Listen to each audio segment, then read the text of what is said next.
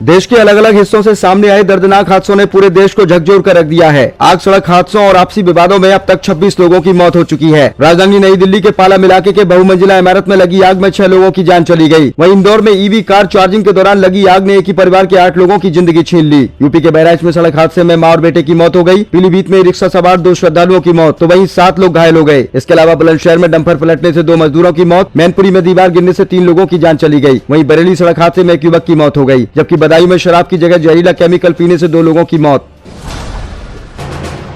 ईद उल फितर की तारीख चांद के दीदार पर टिकी है। 19 मार्च जुमेरात को चांद देखने को एहतिमाम किया जाएगा। चांद नजर आने पर 20 मार्च को ईद मनाई जाएगी, अन्यथा 21 मार्च को त्योहार होगा। दरगाह आला हजरत के सज्जादा नशीन मुफ्ती एहसन मियां ने बताया कि तैयारियां पूरी हैं। भारतीय रेलवे ने यात्रियों के लिए अहम अलर्ट जारी किया है। कानपुर सेंट्रल रेलवे और कानपुर पुल के बीच ब्लॉक के चलते 2 अप्रैल से 13 मई तक 30 से ज्यादा ट्रेनें प्रभावित रहेंगी। यह ट्रेन बरेली, मुरादाबाद, रामपुर और शाहजहांपुर स्टेशन से गुजरती हैं, जिसमें से कई ट्रेनों को रद्द किया गया है।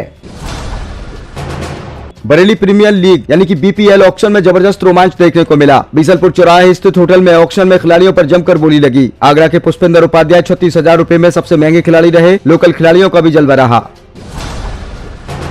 बरेली शहर के सरस्वती शिशु मंदिर नैनीताल मार्ग के कक्षा 5 के छात्र अधिकांश गुर्जर ने नवोदय प्रवेश परीक्षा में ऑल इंडिया 12वीं रैंक हासिल कर विद्यालय का नाम रोशन किया। इस उपलब्धि पर शिशु शिक्षा समिति, ब्रज प्रदेश विद्यालय प्रबंधन और प्रधानाचार्य सुनील कुमार सिंह ने छात्र को शुभकामनाएं दी। बरेली जिले के परिषदीय विद्यालयों में एलपीजी आपूर्ति बाधित होने से मिड डे मील व्यवस्था प्रभावित हो गई है। हालात ऐसे हैं कि करीब 3000 स्कूलों में रसोइयों को चूल्हे पर खाना बनाने को मजबूर होना पड़ रहा है। वार्षिक परीक्षाओं के चलते स्कूलों में बच्चों की उपस्थिति लगभग 100% है, जिससे भोजन की मांग बढ़ी है और वहीं गैस सिलेंडर की कमी के कारण रसोइयों को धुएं और असुविधा का सामना करना पड़ रहा है। यूपी के नवनिर्माण के 9 वर्ष कार्यक्रम में मुख्यमंत्री योगी आदित्यनाथ ने कहा कि पिछले 9 वर्षों में 9 लाख से अधिक सरकारी नौकरियां दी गईं, जिनमें 2.19 लाख पुलिस भर्ती शामिल है। सरकार का दावा है कि पुलिस सुधार, फोरेंसिक लैब और यूपीएसएसएफ से कानून व्यवस्था मजबूत हुई है। साथ ही एक्सप्रेस वे, मेट्रो और एयरपोर्ट के विस्तार में इंफ्रास्ट्रक्चर में तेजी आई है।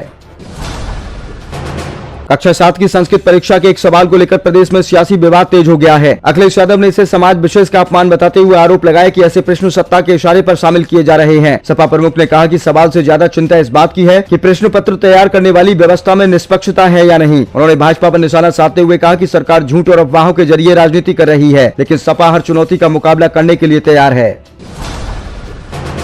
उत्तर प्रदेश में युवाओं को कौशल प्रशिक्षण देकर रोजगार के लिए तैयार करने की दिशा में बड़ा कदम उठाया गया। नए सत्र 2026-27 में 40 से अधिक नई आईटीआई में प्रवेश शुरू किया जाएगा, जिसमें 28 पूरी तरह से नई और 15 पहले से अधूरी पड़ी आईटीआई शामिल हैं, जिन्हें अब तैयार कर लिया गया है।